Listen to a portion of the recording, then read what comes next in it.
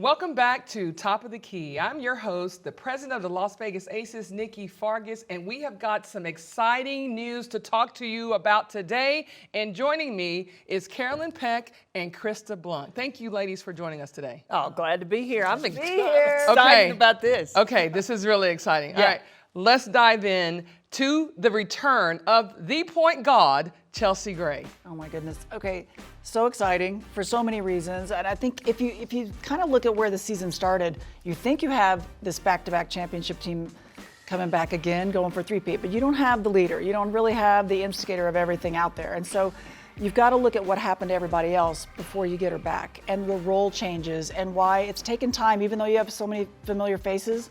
It still takes a different chemistry with that group, and you're taking people away from their strengths and really their bigger roles that they're typically used to. Well, when you look at specifically Jackie Young, because without having Chelsea Gray, Jackie's had to run the point.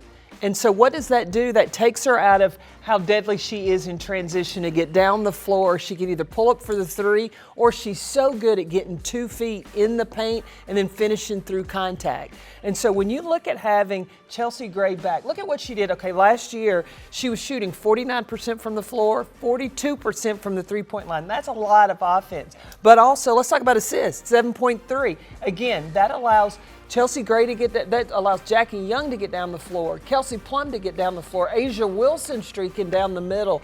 So when you have that from Chelsea, this makes this team in the position to go after that third championship. Well, the one thing that the Aces, Becky talks about, her defense was ahead of her offense. And then when you talk about Chelsea Gray, I also want to talk about her on the defensive side of the basketball, because I think she's one of the best guard defenders that we have in our game today. One thing that Becky said is that Chelsea Gray, she can slice you up with her brain. And one of the things the team talks about in having is her voice on the floor, so she can get people in the right spots. She is a demon when it comes to steals, 1.4 steals a game last year. And so having her to be active and make sure everybody's rotating makes the defense really good. And I feel like early in the season, you could see the players. These are veteran players, but they were having to think a lot. They were having to try to figure out, where is the defense right now? What's my role in this spot? And those are the things that she always took care of. They didn't have to worry about those things. They just went down and did their job. Now they had to think about, oh no, now I got to know what you got to do and what you're doing and everything else. So she takes so much pressure. These are things that don't always show up in a stat sheet, right? She takes a lot of pressure off of her team. Well, and Chelsea Gray is the glue. Can we talk about her first game back? I mean, you and I called that game. Oh my goodness. And she's at the table about to check in, and Jackie Young scores, and her excitement on the sideline was, she had a big emotional, fist pump. Then when she came in the game, her parents were there. Oh, yeah. Her dad got up. I mean, it was a standing ovation. The crowd was getting into it. But I could feel the energy. I think we both did it, shooting around, because the team knew Chelsea was going to play. And I reflect back to Game 4 in the finals, and Chelsea wasn't able to play.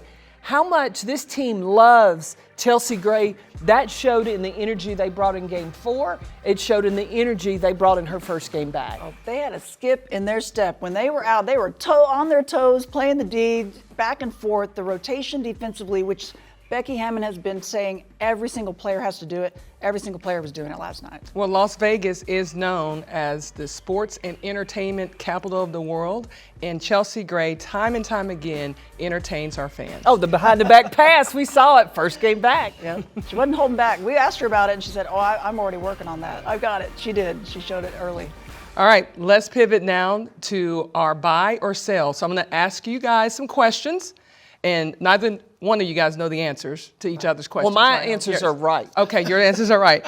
But first, I want to talk about Diana Taurasi's single season scoring record of 25.3 points per game. Will that be broken this season? Are you buying or selling? Oh, I'm buying it 100%. I think the scoring is better than I've ever seen. The shooting percentage is incredible this year. We already have A'ja Wilson leading the way, 28. I mean, they're well above 25 points a game, and I think it's only going to get better. I think Asia Wilson, I'm buying, because I think if Asia Wilson continues on the tear that she has started this season with, and then Arike Ogunbowale, I mean, every player in the league says she's the toughest player in the league to guard. So I think that one of those two are prime candidates to break DT's record. And you got Kalia Copper, who also could be in the conversation Right? as well. Yeah. Copper is on fire right now for Phoenix. All right, so next one. As folks are watching this, New York and Minnesota have already squared off against one another in the 2024 Commissioner's Cup Championship game presented by Coinbase. But we are taping before the game, so buy or sell. New York became the first team in league history to win 2 Commissioner Cup championships. Buying or selling? I'm going to buy it, but I might need a discount because I'm not quite sure. New York at home, pretty tough. Is Minnesota capable of beating them? Yeah, but I think if Jonquel Jones shows up, New York just won back-to-back. I'm selling. I'm selling because in looking at how Minnesota's a different team this year. And one of the areas that Cheryl Reeve's team always has is tough defense.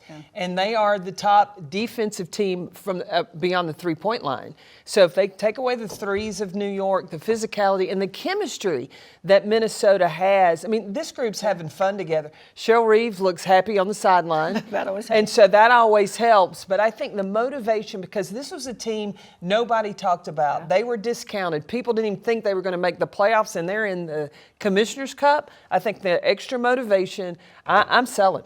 As you were talking about the 3-ball, let's talk about teams that are just making right at 33.6% of their three-pointers this season, which is the lowest figure since 2016, and it's quite a drop from 34.7% that teams shot a year ago.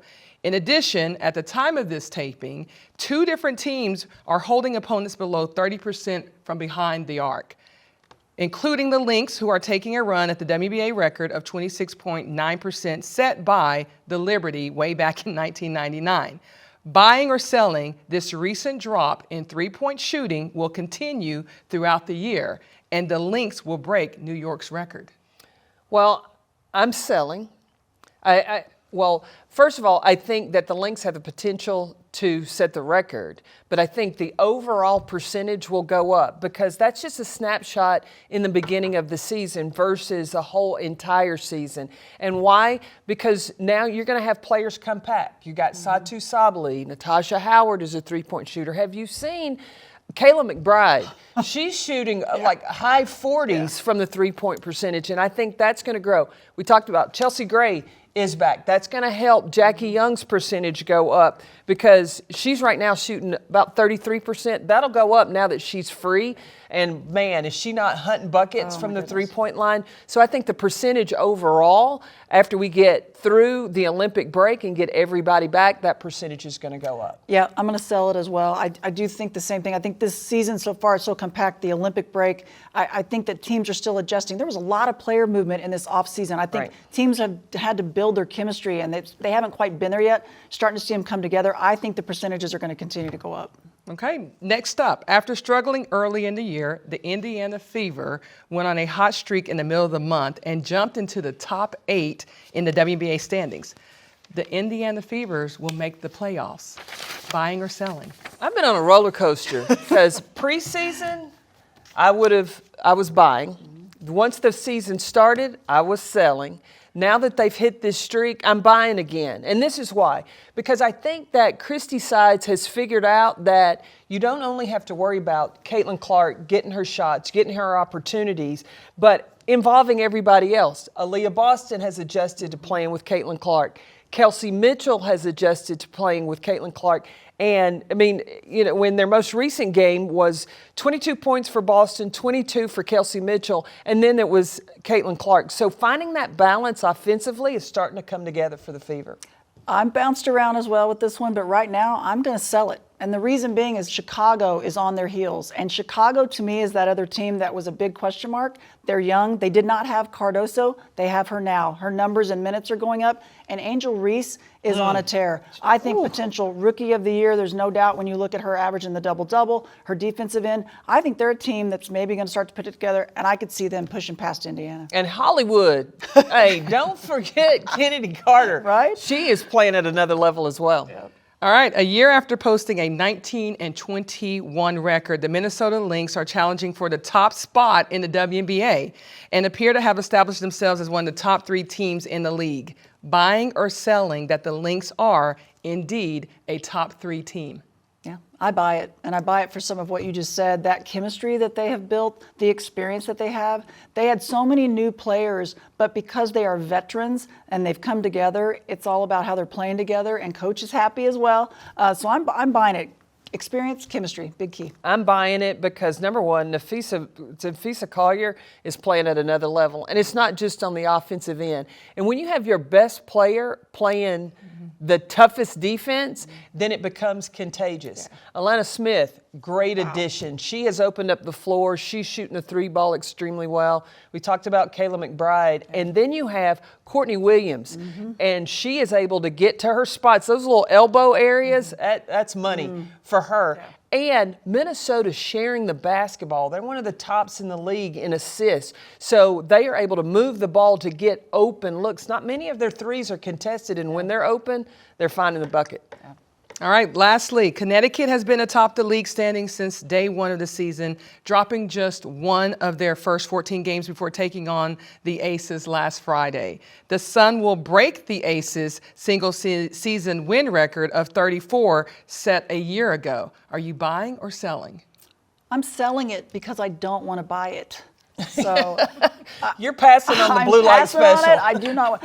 They are so capable. They are having a season. They are pretty remarkable. But they haven't made their way against the Aces enough, and some of these other teams that are just really putting it together. A lot of the teams in the West, I think it's going to be eye-opening. I'm selling because every team in the league is better. They're only going to continue to get better as the season goes on. The competition in the WNBA is off the charts. Don't get me wrong now. Connecticut is a great team. And Dejanay Carrington, she is like the Gary Payton, the glove. She's like the Angel McCoughtry of the WNBA defensively.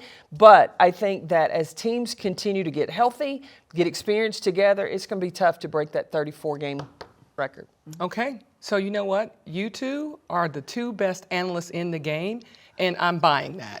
I'm not selling you two, but you don't get a discount either. I don't get a discount? No. Okay. All right. Well, thank you, ladies, for joining us in the paint, top of the key. We will see you guys next week.